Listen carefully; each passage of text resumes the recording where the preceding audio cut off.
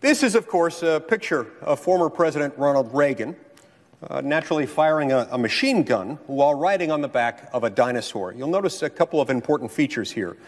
First of all, the rocket launcher strapped to President Reagan's back, and then the stirring, unmistakable patriotism of the velociraptor holding up a tattered American flag, a symbol of all it means to be an American.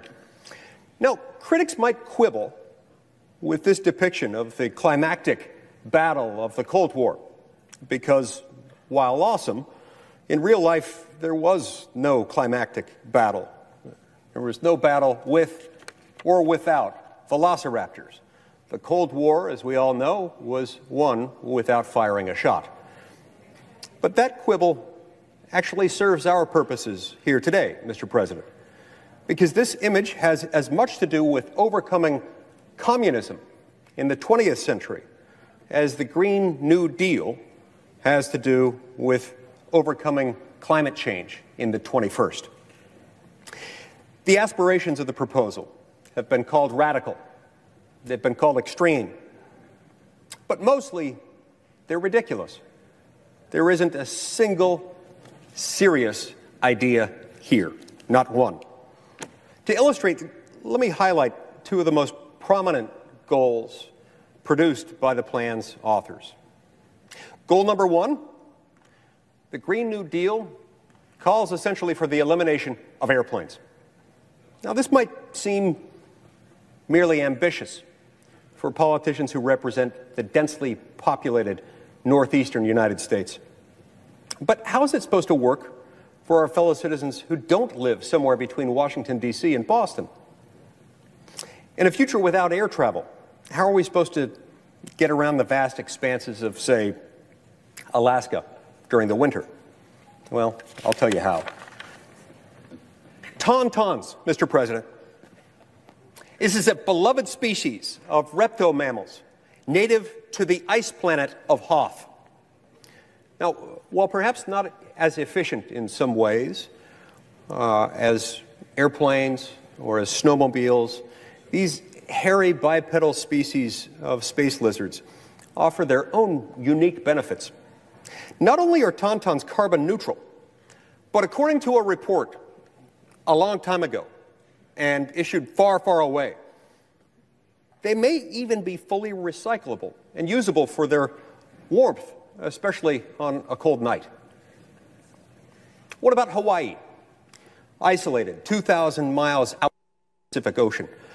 Under the Green New Deal's effective airplane prohibition, how are people there supposed to get to and from the mainland?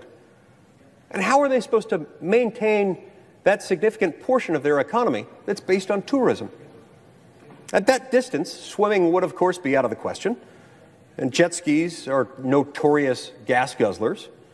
No, all residents of Hawaii would be left with is this. This is a picture of Aquaman, a superhero from the undersea kingdom of Atlantis, and notably here, a founding member of the Super Friends.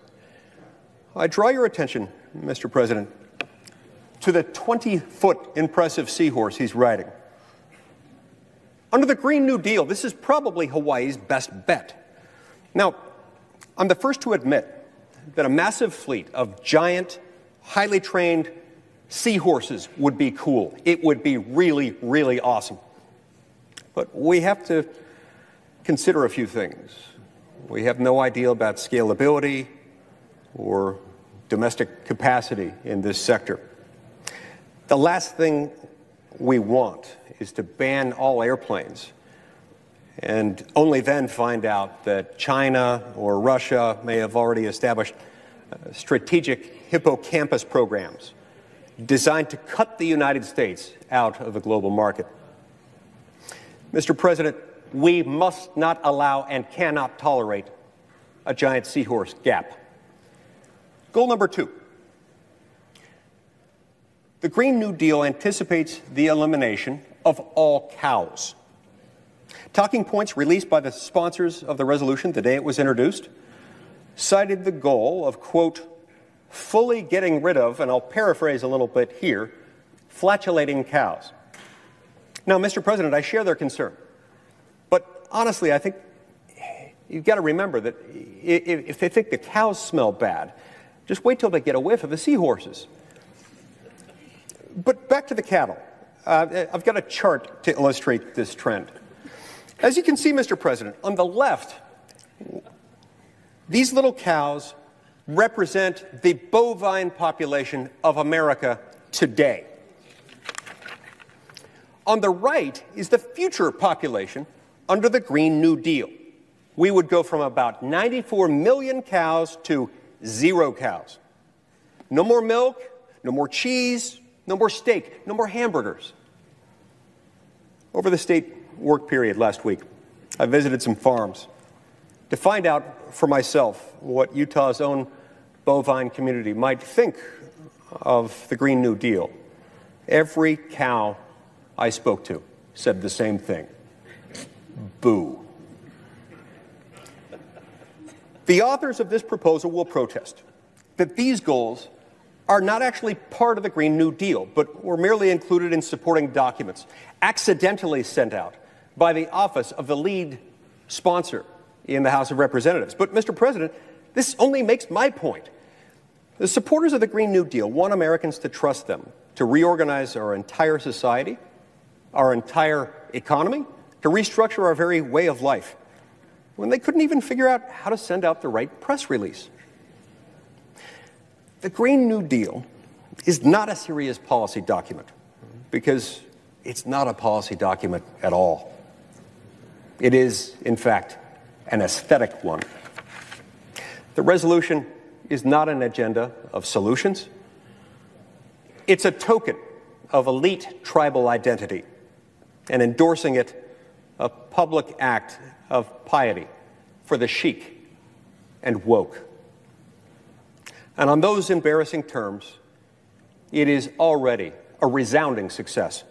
No Utahn needs to hear pious lectures about the gravity of climate change from politicians from other states.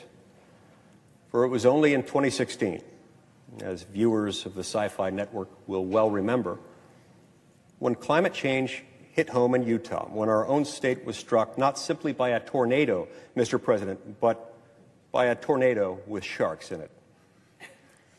These images are from the indispensable documentary film, Sharknado 4. Governor Herbert bravely fought the animal off with the tennis racket that he keeps by his desk, precisely for occasions such as this. So let's be really clear, Mr. President. Climate change is no joke, but the Green New Deal is a joke.